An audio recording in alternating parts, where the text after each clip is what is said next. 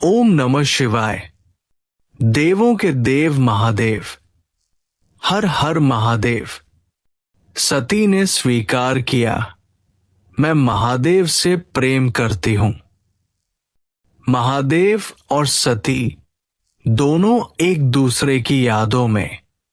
महादेव वृत्रासुर से सती की रक्षा करने के बाद भी उसके विचारों को अपने मन से नहीं निकाल पा रहे हैं। उधर सती अपनी भुजा पर बने महादेव के स्पर्श के त्रिशूल जैसे निशान को बार बार देखती है और उन दिव्य क्षणों को याद करती रहती है। अब उसके मन में केवल एक ही इच्छा है, महादेव को और अधिक जानना, उन्हें समझना और उनके निकट जाना। श्मशान में महादेव। श्मशान में महादेव अघोरी साधुओं के बीच विराजमान है। चारों ओर अघोरी नृत्य कर रहे हैं और महादेव शांत भाव से उनके साथ भांग का प्रसाद ग्रहण कर रहे हैं। उसी समय नारद और नंदी वहां पहुंचते हैं। प्रेत नारद का स्वागत करता है और उन्हें भी भांग का प्रसाद देता है। नारद संकोच के साथ उसे स्वीकार कर लेते हैं। नंदी का प्रश्न। नंदी महादेव से पूछता है, प्रभु, आपने देवी सती की रक्षा की, क्या इसका अर्थ यह है कि अब उनके प्रति आपके विचार बदल गए हैं? महादेव मुस्कुराकर समझ जाते हैं कि ये प्रश्न वास्तव में नारद के मन का है। वे कहते हैं, नारद, घुमा फिराकर बात मत करो। जो पूछना है सीधे पूछो।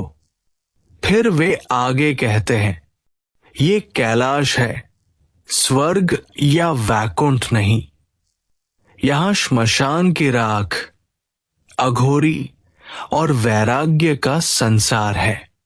आज तुम स्वयं यहां असहज हो, जबकि पूरे ब्रह्मांड में विचरण करते हो। इन अघोरियों को कहीं स्थान नहीं मिलता, केवल कैलाश में मिलता है। और जिस सती की बात कर रहे हो, वो राजमहल में पली बढ़ी है। क्या वह इस जीवन को अपना पाएगी? महादेव के इन शब्दों में उनका वैराग्य और सती के भविष्य की चिंता दोनों स्पष्ट दिखाई देते हैं। दक्ष के महल में नदी पूजा की तैयारी। मदानिका प्रसूति से पूछती है कि उनकी बेटियां कहाँ है, क्योंकि नदी पूजा का समय हो चुका है। उसी समय चंद्र और रोहिणी मुस्कुराते हुए वहां आते हैं। चंद्र गर्व से पूछता है, क्या रोहिणी से अधिक सुंदर कोई है? मदानिका मुस्कुराकर कहती है कि आज रोहिणी सचमुच बहुत सुंदर लग रही है। तभी ख्याति, अदिति और रेवती भी पूजा की थाल लेकर वहां पहुंचती है। मदानिका चंद्र से मुस्कुराकर पूछती है, आज तुम्हारी दोनों पत्नियां सजी है, बताओ सबसे सुंदर कौन लग रही है? चंद्र उत्तर नहीं दे पाता और चुपचाप रेवती की ओर देखने लगता है। सती का अद्भुत श्रृंगार। ख्याति पूछती है कि सती अभी तक क्यों नहीं आई? तभी सती गुलाबी वस्त्रों और मोतियों के आभूषणों से सुसज्जित होकर वहां आती है। उसे देखकर सभी कुछ क्षणों के लिए स्तब्ध रह जाते हैं। प्रसूति स्नेहपूर्वक कहती है, सती अब विवाह योग्य हो गई है, न जाने इसके योग्य वर कहाँ मिलेगा। ख्याति कहती है कि सती जितनी सुंदर और गुणवान कन्या संसार में दुर्लभ है। अदिति मुस्कुराते हुए कहती है कि आज पहली बार विवाह की बात सुनकर सती शर्मा रही है। एक और राजमहल, दूसरी ओर श्मशान। इसी समय एक ओर राजमहल में सती अपने भावी जीवन के बारे में सोच रही है।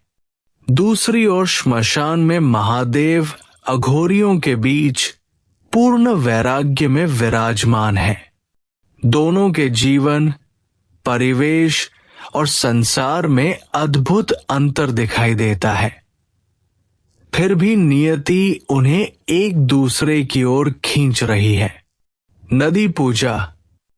प्रसूति सभी विवाहित स्त्रियों को नदी पूजा के लिए चलने का आदेश देती है। सती भी उनके साथ जाना चाहती है, लेकिन प्रसूति कहती है, ये पूजा केवल विवाहित स्त्रियों के लिए है, तुम इसमें सम्मिलित नहीं हो सकती। सती विनती करती है कि वो केवल दूर से पूजा देख लेगी। मदानिका बीच में आकर उसे रोक देती है और प्रसूति को आश्वासन देती है कि वो सती का ध्यान रखेगी। सभी नदी पूजा के लिए प्रस्थान कर जाते हैं। दक्ष की तपस्या सफल हुई।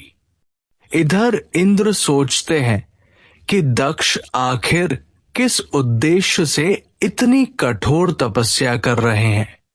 तभी दक्ष अपनी तपस्या समाप्त करके बाहर आते हैं।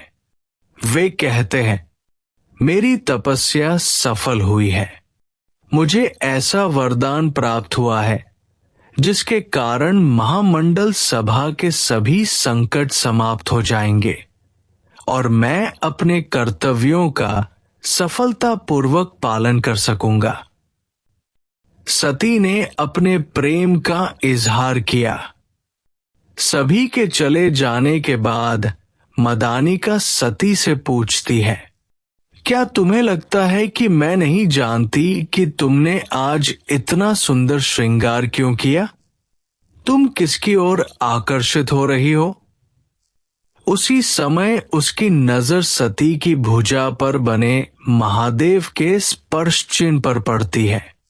सती भावुक होकर कहती है, ये महादेव का स्पर्श है। देखो, ये उनके हाथों का निशान है। जब उन्होंने मेरी रक्षा की थी, तभी ये मेरे हाथ पर बना था। फिर अपनी आंखों में आंसू और मुस्कान लिए वो कहती है, अब मुझे समझ में आ गया है कि उस दिन तुम किस भावना की बात कर रही थी। मैं वही अनुभव कर रही हूं। मदानिका उसे समझाने का प्रयास करती है कि वो स्वयं को संभाले, लेकिन सती अब अपने मन की बात छिपा नहीं पाती। वो दृढ़ स्वर में कहती है, हां, मैं पागल हो गई हूं। मैं महादेव से प्रेम करती हूं। मुझे उनसे प्रेम हो गया है। उस दिन के बाद से मुझे ऐसा लगता है कि वे कहीं गए ही नहीं। वे हर पल मेरे साथ है। ये पहली बार होता है जब सती अपने प्रेम को स्पष्ट शब्दों में स्वीकार करती है। प्रीकैप। मदानिका वहां से जाने लगती है। सती उसे रोककर भावुक स्वर में कहती है, मैं महादेव से प्रेम करती हूं। मैं ये बात किसी और से नहीं कह सकती। कृपया मुझे इस प्रेम के लिए दंड मत दीजिए। हर हर महादेव। अपना कीमती समय निकालकर इतना लंबा अपडेट सुनने के लिए धन्यवाद। कृपया यदि कोई भाषा या व्याकरण हो तो क्षमा करें। आगे देखना ना भूलें और हमारे चैनल को सब्सक्राइब करना ना भूलें और वीडियो को लाइक और शेयर करें। हर हर महादेव। ओम नमः शिवाय।